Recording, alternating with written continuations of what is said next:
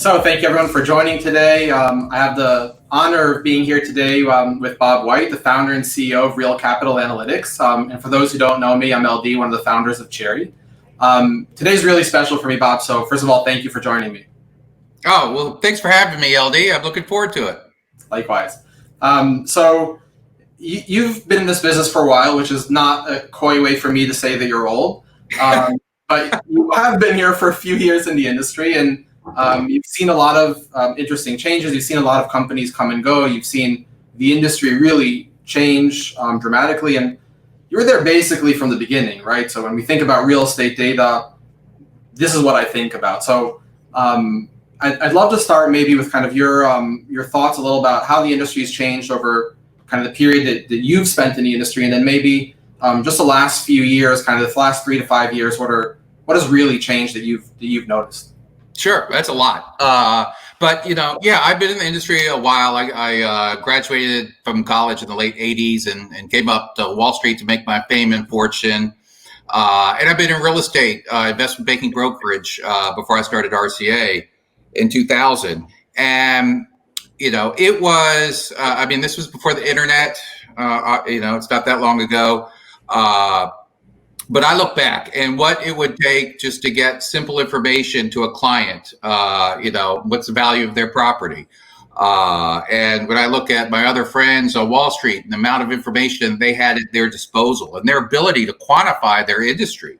And that's something that was just really lacking in real estate was, nobody could even say how big the marketplace was and track it well. So that was the late '80s, early '90s, and there's very little transparency. It was all just a lot of phone calls and who you knew and research like that. And so I started RCA in 2000, and that certainly after seeing a lot more information coming to the public domain, the ability to access it with the internet was substantial. And that's where other firms, there may be a handful of companies in the real estate information space that were already in business or launched around the same time period, so that was about 20 years ago. And then you look at the past 3 years, and like everything that happened in the past 30 years has been compressed into a 3-year period. There's so much going on in terms of the amount of data, what people are doing with the data, the availability, ways to convey it. It's really an exciting time period. That's awesome. So one of the things you touched on is a lot of those kind of data sets coming along. And today we see, basically for everything in the world, there's a data set, migration of birds for, density of sand, right? So we have literally data sets for everything, right? Hundreds of thousands of data sets at our disposal in any given vertical. And one of the things that comes up a lot from our clients is, okay, there's a lot of data sets out there. And it's often hard for us to contextualize and say, not all data sets are created equal. What are some of the things, especially when it comes to Real Capital Analytics, that have really made that difference? Obviously, if not the most important data set in the industry, obviously within the verticals, you serve the most important data set in the industry. What does that mean? And what is it that you've decided when you start thinking about, do I go buy another niche company in maybe a different geography? Do I buy another company within another data set? How are you thinking about where do you spend more time in covering, and how do you think about some of those smaller vendors that might serve a niche? It is, all about proprietary data that you could either license or create. So I see a lot, there's so much data out there. A lot of it's interesting, but not particularly valuable. There's a tremendous amount of public data, which, everybody can access. So it can help, enhance a product, but it can't in itself be a product.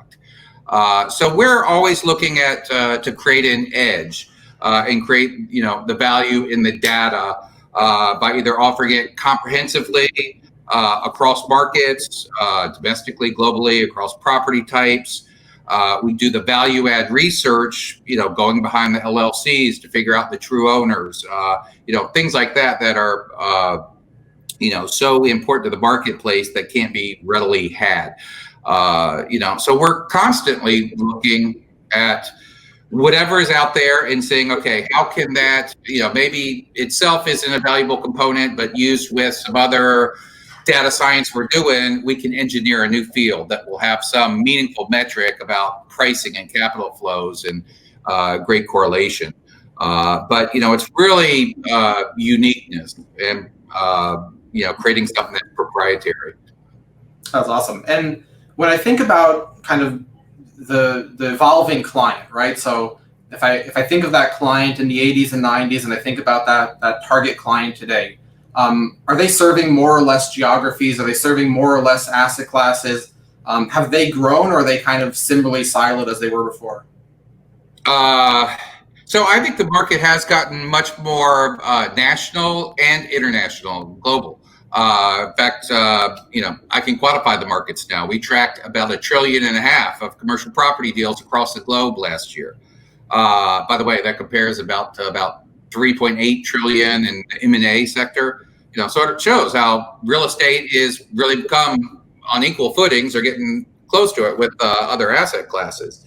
Yes, it's enabled investors from abroad to invest, in the U.S. or U.S. investors to invest globally. Of that $1.5 trillion, that's where I was going of volume that we captured. There's cross-border capital in about 30% of that deal. So it's truly a global marketplace. But, if you look back, 20, 30 years, it was definitely the real estate markets. And one reason they were considered an alternative instead of, a real asset is because they're not liquid. And, local investors always have and have had an informational advantage, so the proliferation of information allows somebody sitting out of New York to make a loan in Cleveland or Dallas or, other investment decisions, so much more readily than could happen before. So it's really enabled investors to grow. It's enabled investors to specialize in certain property types. So it's been exciting. The marketplace is so much bigger than it was. I mean, it was a lot of little fiefdoms. There are lots of kind of large regional developers maybe, but not any big massive players like they've come to be now. That's great. I mean, of course, we're always a little biased on the clients we see, which are kind of the larger scale. And in our case, they're almost always multi-sector, multi-geography. And that also leads to a strategy around their data that also has to answer multiple different things, right? So they might have to answer questions about industrial. They might have to answer questions about data centers. They might need, rental vacations in New Zealand, right? And nobody will necessarily have that entire realm in one place. And we see that evolving as well. Is that something you also see? Yeah, they have to, let's say the markets become more institutionalized. So they're more institutional money managers that, are managing bond portfolios, stock portfolios, public equities. This would be private equities. And they got to be in a position to say, hey, this is the best relative return. Right now we think senior housing sector or student housing sector or medical office or high-tech office and secondary markets in the Southeast, whatever that, investment thesis is. One, they can now develop it because there's some information there, but they could also, help prove it out and then ultimately underwrite the individual transactions, fulfilling on that strategy. Before that information just wasn't there. It was, okay, maybe I want to be in retail, shopping malls were big, in trophy office buildings. But the, industry wasn't inviting of outside, particularly institutional or national capital into many of the other sectors. That's great. So you're basically hinting there at transparency, kind of a bit between the lines there. So what does that mean? So clearly you've been a huge contributor in making that market more transparent, probably to the dismay of some folks who are capitalizing maybe on some of those disadvantages for a while. Where are some of those areas where we still don't have the transparency that we think the market should be providing us? Texas. A lot of places. There are dark areas around the globe. And even in, the U.S. is a fairly transparent marketplace. But Texas is a non-disclosure state, so pricing information is very difficult. We look around in some of the biggest economies. Japan, Germany are very opaque markets in terms of real estate. But it's all changing. It's improving. over time, but it's slow. And you're right. There are a number of people that we encountered along the way, especially early on, that, information was their advantage, and they really, didn't see us providing transparency to, leveling the playing field to be a great benefit for them. But I'll tell you, there's just so much information to know. We can give you the, information about prices and sales comps for an asset in the market, but nobody's going to know, is it the right corner? Are the floor plates efficient? Is it underparked? Is the, lead tenant have an out clause in 2 years, and that's why it traded at 50 basis points more? And that's the expertise that the players in the markets need to focus on. And it allows them to do the higher value added type of, the alpha, basically, that they get paid for, to bring that to the investment decision process. I know that you and I share an opinion on that. I hope we get into that in a little while. So I'll hold off on that point until just a little bit. But you had mentioned something about Germany, and maybe for some of the folks who are not aware, Germany is a very hard market to work with because in order to get information about a property, they typically require to have a nexus transaction, and you really can't extract that data programmatically from their systems. They don't make it available to the public. And part of their discussion around that is that it's a privacy concern, and they think that that's the right way of protecting private ownership. How do you see this playing out? I mean, we see GDPR now in Europe. Open question where that goes. Hasn't been really tested in court in any meaningful way yet. We see the California equivalent to CPA. It's also CCPA. Sorry. It's not really clear to me that is meant to mimic the GDPR system, or is it meant to be a penalty system to give money to people when something bad happens?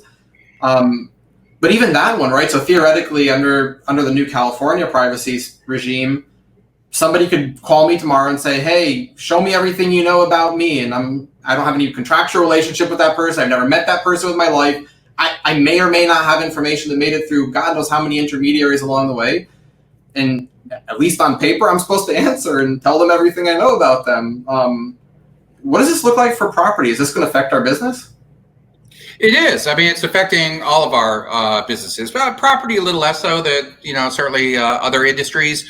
But, you can see where some of the privacy concerns and the laws really came more from the residential sector, which is still real estate, but it's not commercial real estate. But the laws affect us the same. So, the protections are really more for, homeowners and private individuals. Like in the UK and throughout much of Europe, mortgages are recorded, but they're confidential, which is very strange to me. You'd think if you had a first lien on a property, you'd want everybody to know it, but that's not the way it works. So, a lot of it's emanating out of that concern, but there are also, here in the States, more initiatives to try to, especially this is also residential, but it affects commercial, to not let owners hide behind shell companies. Yeah. Which, they do commonly, a lot of foreign investors and high net worth that are, buying $40 million penthouses and whatnot. But so that is something that is a discussion actually around the globe. It's big in London. It's big number of places right now, because it does enable people to escape taxes sometimes and, move money around where sometimes they shouldn't. Yeah, it's I'll say a playground for nefarious actors for sure. Tax records are not very clear when it comes to real estate. Ownership records are unclear. Loads and expenses on them are often, obfuscated. So it's a playground for nefarious actors typically. Right. Awesome. So we talked a little about data, but machine learning, AI kind of hinted that direction of kind of where that's headed in the way of, the broker still has his job in contextualizing what's going on. And I would say that broadly what we're saying really is that there's part of the problem, which is data, which is, I don't have a perfect world of what's happening. you've done a really amazing job at clearing out some of that uncertainty. But then even if we cleared it out 100% in some utopian world where we know that doesn't exist, we would still potentially look at the same property and have different opinions about it. And that's a good thing. That's what creates markets, right? We both look at Apple stock and we don't argue about where it was yesterday. Thank you for doing that for property. But now we can argue going forward about where it's going. And that's a good thing, right? And it gives us the right context. But even in that, where is it going in the future? I see a world very soon where we can start putting kind of guardrails on some of those decisions. Yes, there's a lot to contextualize, and that's not going away anytime soon, or in my mind, probably not in the distant future or medium or distant future as well.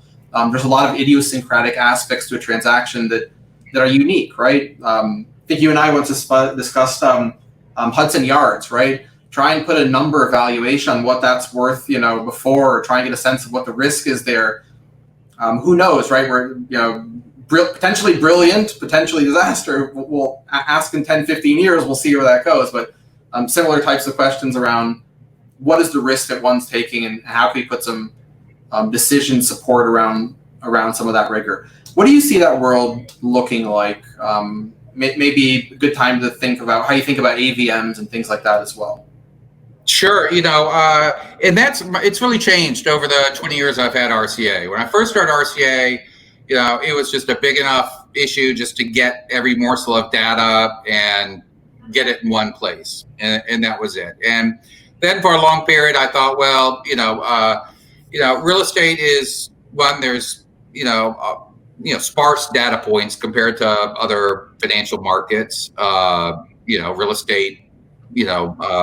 Compared to stock sales, I mean, we have, millions of, share sales and second is very different. But, I think that increasingly as we built the data and started working with, machine learning data scientists, and we work a lot with MIT and a number of academics, University of Amsterdam, and some brilliant folks. I'm starting to believe that what I didn't think was possible, which was an AVM, is more realistic as long as you gotta have a caveat there. I think that you can mark something to market. If you knew it was valued at, X 2 years ago, you could very accurately, bring that current. And so there's some limitations, but I think that we can more accurately look into the future, and provide estimates that are, within a level of certainty that's akin to an appraisal, fairly similar. I think it's still going to require, somebody always to walk a property because they're so unique and, see it and provide that gut check. I think probably the first thing we might see, is more tools, appraisal, valuation, reviews, so a bank is doing 1,000 appraisals a week or a month.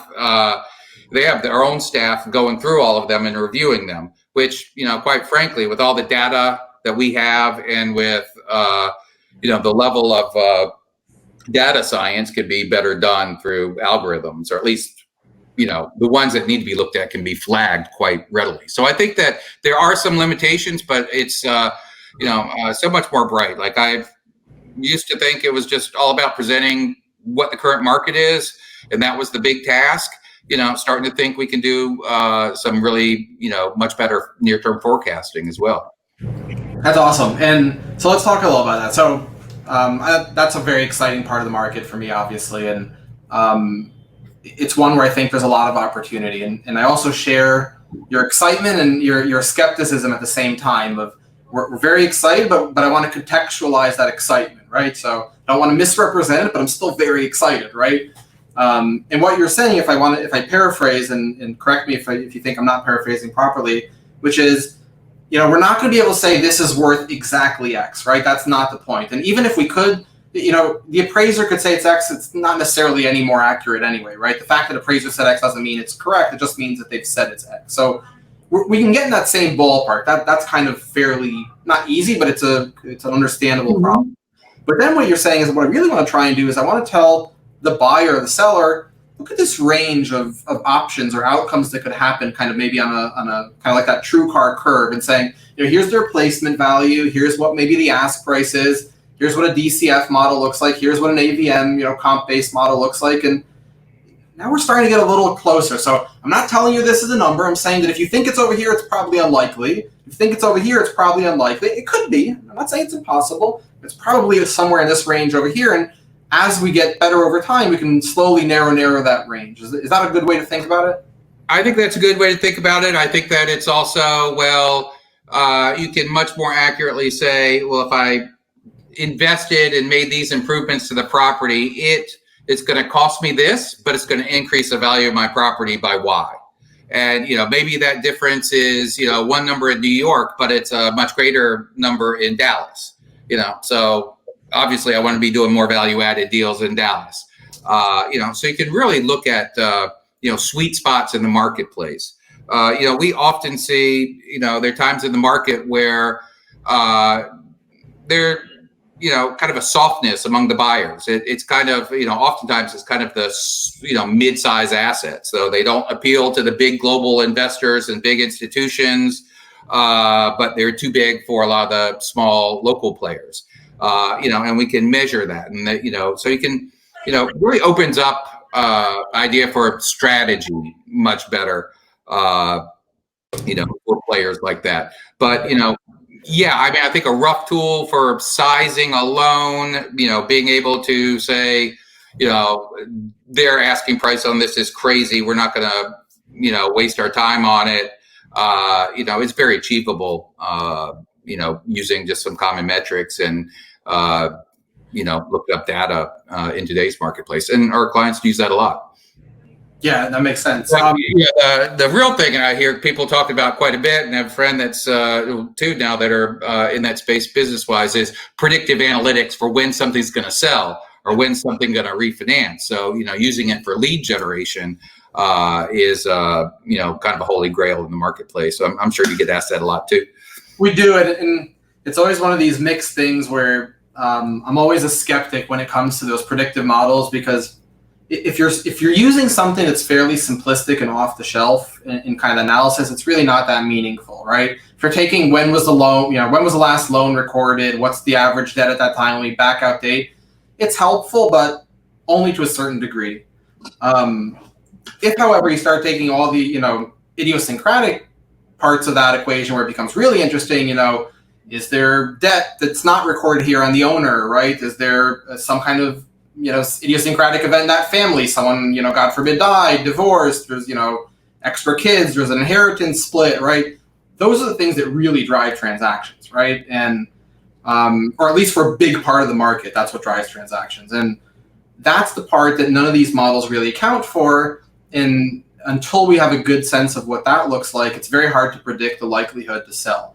What we can do, and this is where we spend a lot of time researching, I don't know that we have something very insightful yet, but we're on that path, which is in a certain category, once you get to a certain type of asset or a certain size of asset, and it could be a smaller asset, niche, or large asset, the buyer and seller pool becomes very small. It becomes the usual top X players. And I'm not going to say X because somebody's going to get offended when I put that number out there. So a big number of players, but not too big.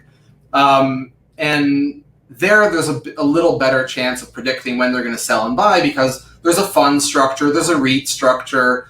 We know when they're coming due. We know who the people who have the capital available right now to deploy and are looking at that sector, and we get a little more narrow. Then the question becomes, is that meaningful? They probably can answer that themselves. They know the same usual suspects that you're about to predict using some fancy algorithm. So I'm excited about this, but I'm also a little cautious about it. I'd love to get all those idiosyncratic events. I think that gets really exciting to me. It's an interesting challenge, and we've played around and talked about it, but it's going to be more valuable for a fund, to develop it themselves than for me as an information provider to develop it and sell it to everyone. Because all of a sudden the benefit of, after the 100th person buys it, there's not a lot of benefit to having it. So, we constantly are trying to figure out what's right as an information provider for us to offer and what's just good information that we should offer for them, to put in their own algorithms and build, because you're building more proprietary stuff for your clients, right? So you can. It's a similar type of challenge, right? So one of you mentioned that you want to be a best-in-class data provider, and you are, and we want to be a best-in-class delivery mechanism for connected best-in-class data providers, right? And we do a lot of data science work and a lot of machine learning work, but that work is really designed for us to facilitate the things I just mentioned. And then when clients say, hey, I'd really like to be able to do this, yes, we can give you a model, and we will, right? We're not going to leave a client hanging. We want to get them started, and we'll build some basic things for them to get them off the ground, and we'll even do advanced things if they ask for, because it could be very lucrative financially. But from day zero, we tell them this is a capability you need to have in-house. You know where the future is going, and I'd love to talk about that in a second, but you know where the future is going. And given that future, you can't have that capability outsourced. This is your bread and butter. This is what makes you for the next 10 years. Right. Really push them to be that catalyst on their own. Yeah, we see, some of the larger clients that I think are at the forefront are developing that. They realize this is going to be part of their alpha that their clients are paying them the high fees for going forward. So they need that capabilities. So it's exciting still. I mean, we're just so early in the advent of that, and it's fun to watch and see it bring together. Yeah, I mean, I agree. I think it's exciting, but I'm in this weird place where clients are coming in super excited about things like AI and machine learning, and I have this horrible job of bringing them back down to reality and those baby steps to get there, which don't sound as exciting to do, but you really have to do them. So I appreciate the. Yeah. Well, the other, and you're probably seeing that, some of the models like the deep learning and stuff, you don't have attribution analysis. You can, like we've had hey, this model is great forecasting, but if I can't explain what goes into it and, what interest rates, are doing to the model, it's going to be a tough sell. We're not in an industry. I mean, I've said this many times. We're in a very skeptical industry, right? They're so risk averse. They have to hold the property. You're not selling them black boxes right now. You can sell them a co-black box that they can get inside. Maybe, I don't know. Some folks are trying that in the market as we speak. I wish them luck, and I hope they succeed.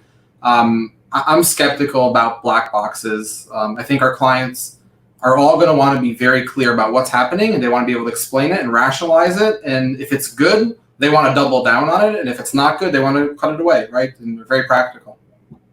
And I mean, real estate's always been, a gut decision for a lot of investors. So replacing that with a black box is still a ways off. I completely agree.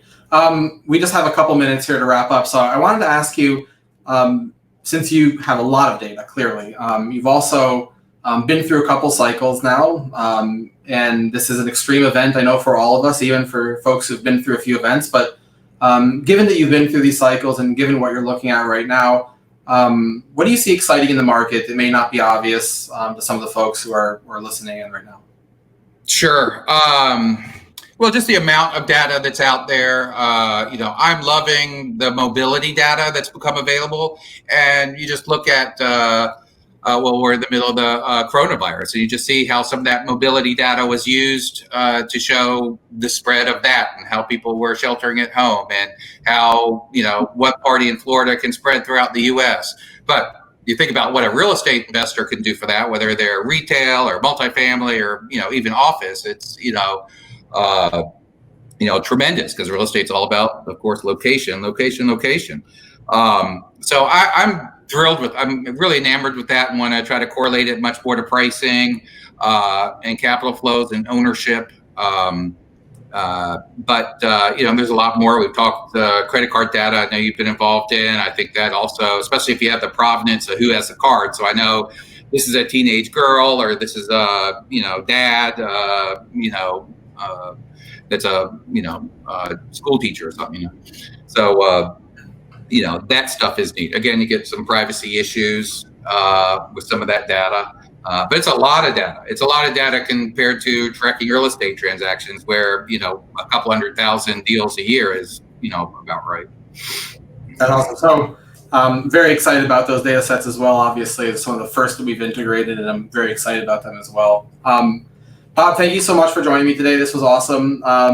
very exciting. Hopefully we have many more fun years together. Looking forward to many of them with you as the industry leader. Thank you very much for joining, and thank you, and have a good day. All right. Thank you, LD.